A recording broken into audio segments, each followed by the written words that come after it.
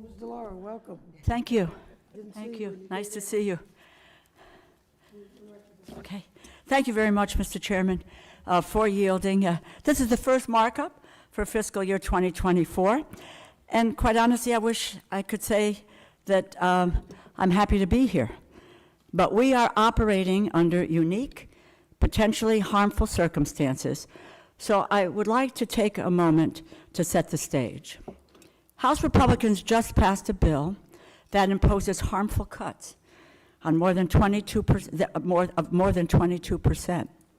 Here we sit discussing a funding bill that has been marked up to what Chairman Carter referred to as, and this is a quote, an imaginary top line, and is completely detached from reality.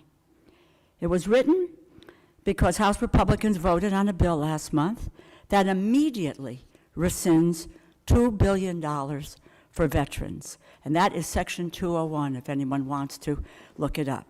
$2 billion is rescinded for veterans and fails to include language to protect them from the harmful cuts that you all want to impose. And veterans were paying attention. They saw you take that vote and realized that you had to put something out there so that you could fix your message. Still, after knowing this is a messaging bill that is only one small piece of the pie, this bill falls short of our commitment to veterans.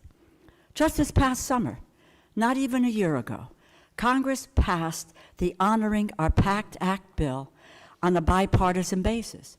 It was a vote of 342 to 88 to expand health care and benefits to veterans exposed to Agent Orange, burn pits, and other toxic substances.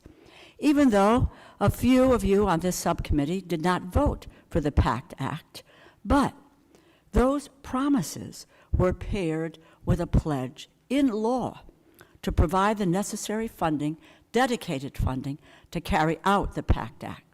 This bill breaks that promise.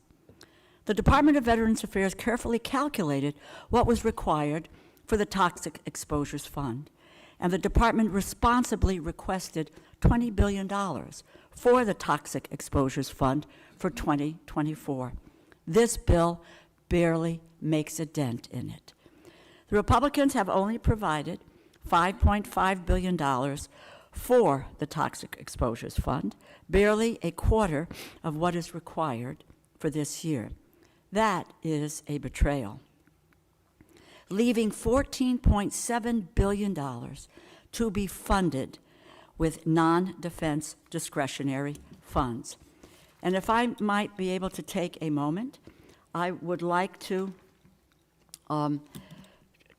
quote a group of people that are known as Vote Vets, where they say, "The utter disregard congressional Republicans have for our veterans is astonishing and shameful. Veteran victims of burn pits and other toxic exposure were made a promise under the PACT Act that their care and benefits would be guaranteed. The Republicans in Congress are now proposing we toss that guarantee in the garbage and put funding at risk on an annual basis. That goes beyond morally reprehensible. It is just plain cruel. Unfortunately, this is now a clear pattern of congressional Republicans threatening our veterans and military families. In my opinion, none of them have a right to wrap themselves in the flag ever again. True patriots don't do what congressional Republicans are doing." And that is from retired Paul Eaton. That's from Vote Vets. Not my words, but theirs.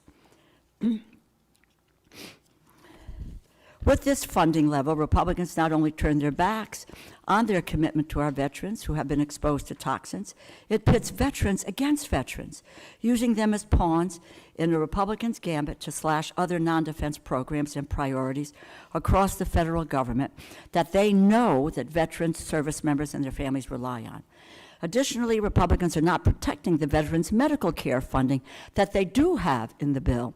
They are proposing to transfer up to $4.5 billion out of medical care programs. This is a house of cards.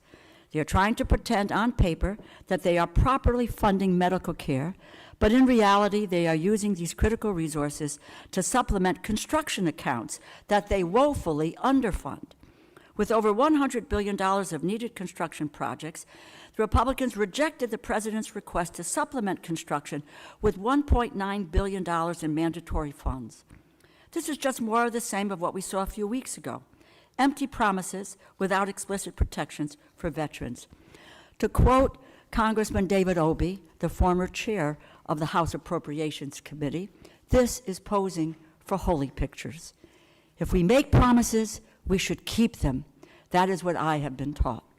Lastly, I cannot support this bill without knowing the full slate of 302B allocations.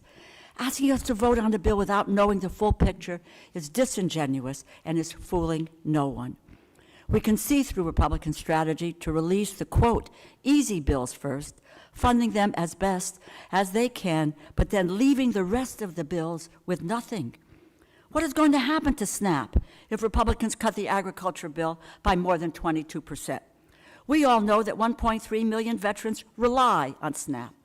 What's going to happen to the housing choice vouchers if Republicans cut the Department of Housing and Urban Development by more than 22%? The answer is obvious. 50,000 veterans who rely on those vouchers for housing will be harmed. What's going to happen to job training programs if Republicans cut the Department of Labor by more than 22%? Veterans who are experienced or at the risk of homelessness would lose the support they so desperately need. These are just a few examples. We need to see all the bills so that we can see the full picture of how these cuts will undoubtedly affect the brave men and women who fought for our country and that we promised to take care of. So do not tell me that Republicans are fully funding veterans programs. The larger Republican agenda does nothing to protect veterans from their proposed cuts. I cannot support this bill, and I hope my Republican colleagues will work with us in full committee. Thank you, and I yield back.